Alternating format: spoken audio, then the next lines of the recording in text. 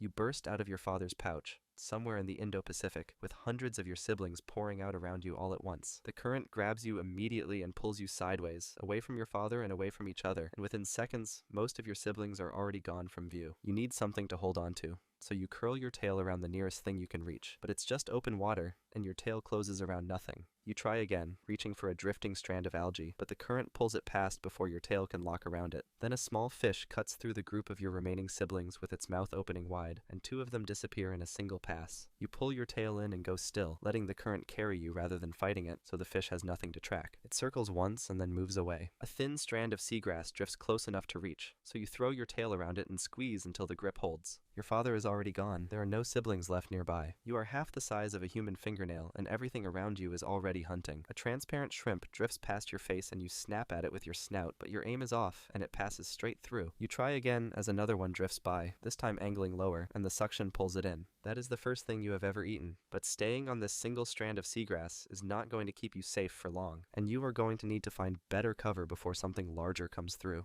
You are a few weeks old now, and your body has changed enough that you can control your color slightly, pulling it toward the green and brown of the seagrass around you, so that anything passing by has to look twice before it sees you. You spend most of your time gripping the same patch of seagrass, but your stomach pushes you out further each day, so you release your tail grip and let yourself rise slowly up toward a small cloud of tiny shrimp collecting near the surface of the seagrass. You line yourself up and fire your snout forward, but the current nudges you just enough to make you miss. You realign and try again, and miss again. On the third attempt, you slow your approach, letting your body go completely still before you strike, and this time, the shrimp disappears into your snout. You go back for another one, but before you can line up a second shot, a pipefish slides in from the side with its long body cutting between you and the shrimp. It starts pulling shrimp in one after another, working faster than you can, and every time you try to get around it, it turns its body and blocks you again. You need to eat, so instead of fighting a losing position, you release your grip and drift back down to a lower section of the seagrass patch, where a second smaller cluster of shrimp has collected, and you work through it slowly without any competition. You eat 4 more before the cluster thins out. The pipefish stays above you, still feeding. The patch around you has kept you hidden and fed, but it only stretches so far, and the open water beyond it is full of things you haven't come across yet. You are a few months old now, and one morning another seahorse appears on the strand of coral next to yours, gripping the same branch and facing you directly. You have never seen another one of your kind up close before. It starts moving in a slow, deliberate way, tilting its body side to side, and without deciding to, your body begins to copy the movement. You both rise up together, tails releasing and then re-gripping in the same rhythm, circling each other in slow loops through the water. This goes on for days, with each morning starting the same way until the pattern becomes fixed between you. Then one morning she presses close and pushes a bundle of eggs into the pouch on your stomach. And just like that,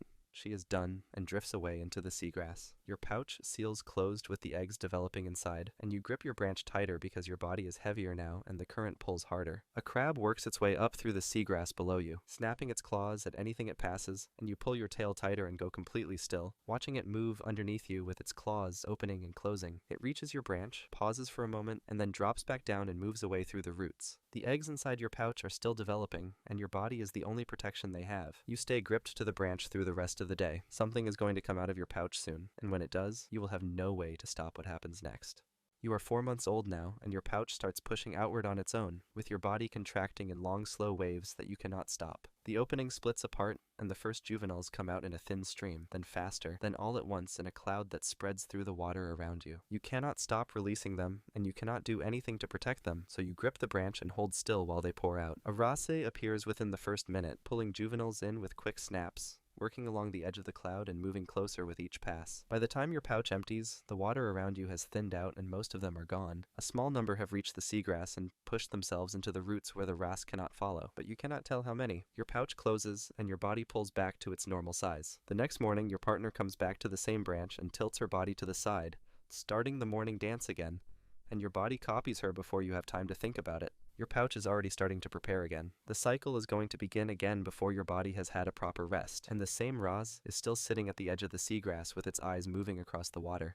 You are 1 year old now, and a storm pushes through the water above without warning, driving a current down through the seagrass that tears your tail grip off the branch before you can tighten it. The current drags you up and out into open water, spinning you sideways, and you have nothing to grab onto. You reach for a piece of passing debris, a broken strand of algae, and your tail closes around it for a second before the current rips it away. You try again with a drifting leaf, and this time you manage to hold it long enough to slow your movement, but it folds and loses its shape and your tail slips off. Then a large clump of sargassum weed rolls through the water next to you, and you throw your tail around the thickest part of it and squeeze until the grip locks. The clump carries you away from everything you know, pulling you into an open stretch of water with no seagrass below and no coral in any direction. A triggerfish circles you twice with its body angling toward you each time, trying to decide if you are worth the effort, and you go completely still against the sargassum with your color pulling toward the yellow-brown of the weed. The triggerfish makes one more pass and then turns and goes. The sargassum keeps moving until it reaches a new patch of seagrass near a low coral ridge, and you transfer your grip across before the current can pull the clump away again. This place is quieter than where you came from, but you do not know what comes through here when the water above gets warmer.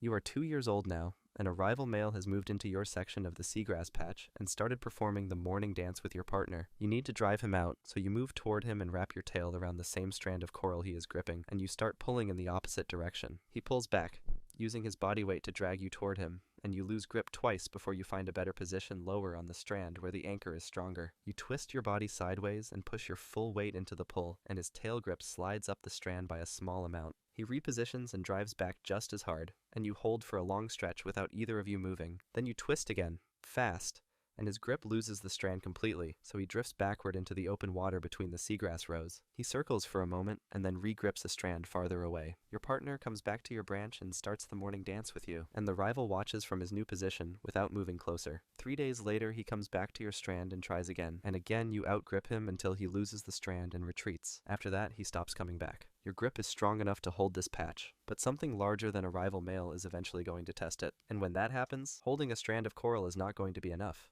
You are 3 years old now, and an octopus has moved into the reef nearby, working through the seagrass in a wide, slow sweep with its arms pushing into every gap and crevice. You spot it early enough to release your grip before it reaches your section, and you drift slowly backward through the water with your body still so that its eyes have nothing moving to follow. You regrip a section of coral farther along the reef and go still again, pulling your color toward the red and gray of the coral around you. The octopus follows the same path it was already on and reaches your new position a few minutes later, so you release again and drift out into open water, completely exposed for long enough that a passing wrasse turns toward you. You kick your fins as fast as they go and push yourself toward a cluster of coral on the far side of the open stretch, and the wrasse loses interest before it closes the distance. You lock your tail around the new coral and pull your color in. The octopus does not follow this far, but your partner did not move in time, and she is not on her branch when you look back. You go through the morning dance alone for several days, holding position on the new coral, until a second female begins copying your movement from a strand nearby. She crosses over to your branch by the end of the week. The octopus is still somewhere in this reef, and it already knows where the seagrass is. You are 4 years old now, and the octopus comes back through the reef moving faster than before, covering ground it has already learned. You release your grip early and drift back, but the current is running toward it rather than away, and your drift slows and then starts reversing. You need to stop moving, so you reach for a coral branch to your left and lock your tail around it, but the branch is already inside the range of the octopus's arms. One arm swings out and wraps around your body before you can release your tail from the branch. You pull away from the arm and your tail pulls against the coral at the same time, with your body stretching between the two grips. Your tail tears free from the branch. The octopus pulls you in with its first arm and wraps a second one around you from below, folding your body in and carries you back into the reef. It is over in seconds.